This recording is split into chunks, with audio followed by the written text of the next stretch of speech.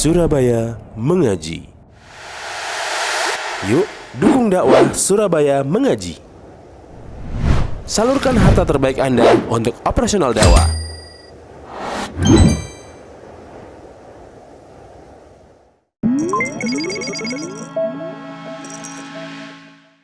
Wa warada fi hadits Ibn Abbas. Begitu pula pada hadis Abdullah bin Abbas.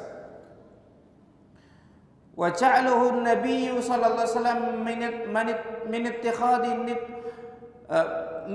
ittikhadin niddi lillahi azza wa jalla. Sisi kesyirikan yang kedua adalah dalam hadis Ibnu Abbas, Rasul menganggap orang yang mengatakan Masya Allah wa sya'a Muhammad, semua karena kehendak Allah dan kehendak Muhammad, ini seperti menjadikan Nabi Muhammad tandingan Allah. Dan ini makna syirik.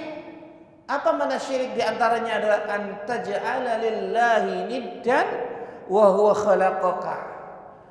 Syirik adalah engkau menjadikan seseorang sebagai tandingan untuk Allah sementara Allah yang menciptakanmu. Jadi ucapan Masya Allahu wa syi'ta dikatakan syirik karena apa? Satu, takrir dari Nabi.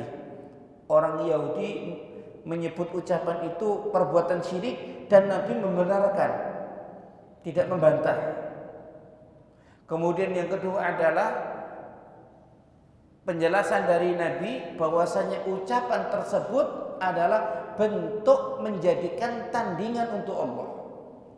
Ya. Kemudian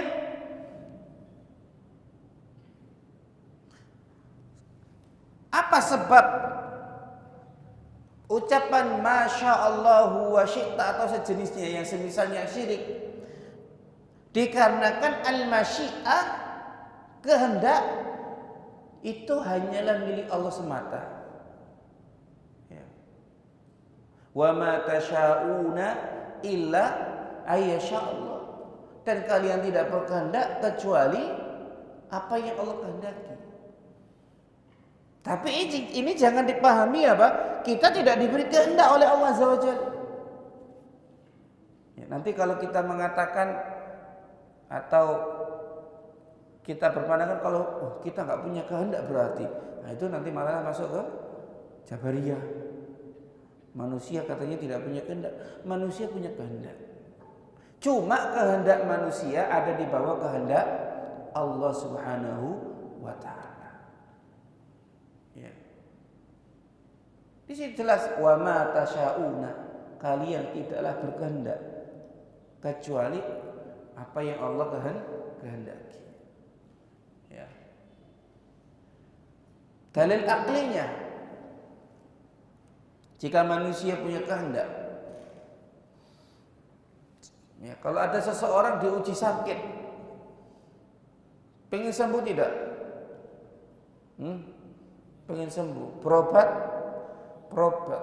Nah, kenapa dia berobat? Ya, itu kehendak dia.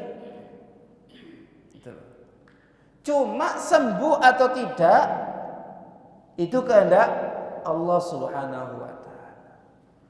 Contoh lagi, kalau manusia punya kehendak berada di lantai 14 misalnya, sudah tinggi ya? Atau kurang tinggi? Lantai 20. Ternyata kebakaran. Nah, liftnya rusak, gak bisa dipakai karena kebakar. Maka cara turun dari lantai 20 itu ada dua. Pakai tangga darurat atau lompat. Kira-kira milih yang mana? Hah? Tangga darurat. Kenapa gak beralasan lompat aja Ustaz, cepet, nanti nih takdirnya mati Ustaz. Kalau takdirnya gak mati gak akan mati. Kenapa gak beralasan seperti itu? Jadi ini dalil bahwasanya manusia punya kehendak. Namun hasil dari apa yang diinginkan manusia tetap Allah Subhanahu wa taala yang menentukan. Gitu. Dan kita tidak tahu hasil dari usaha kita. Kita nggak ada tahu. Gitu loh. Kalau seandainya semua orang tahu hasil usahanya, ya enak gitu kan.